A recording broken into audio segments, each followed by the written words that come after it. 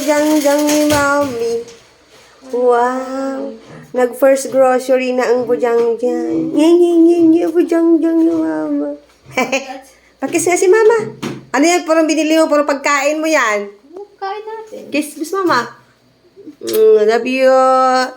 Ang galing naman yung jang-jang. Ano yan? May pera si Mami. Ang galing naman ni ate. Nagbigay ng pera. Si Budang, oh. Nagbigay na kay Mami. Hello, good evening. Gutom na ako. Pagkagaling ko ng simbahan at mag-serve, nagsimba at nag-serve, gutom na gutom ako pagdating ko ng bahay. Buti na lang pagdating ko, may niluto ang aking cum laude, ang aking beauty and brain. Ayan, oh, nagluto ang aking budang, oh. Ang dami ko pagkain.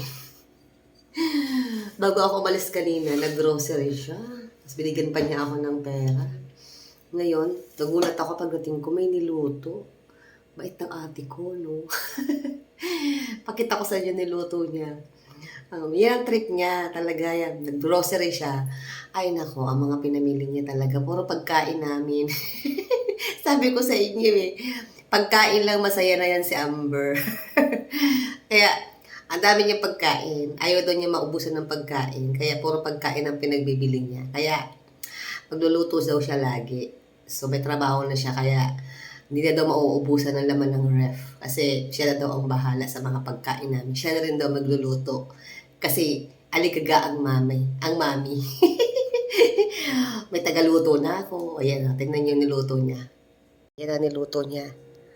Food trip na kami nito lagi kasi may tagaluto na. Namili na siya ng mga pagkain na lulutuin.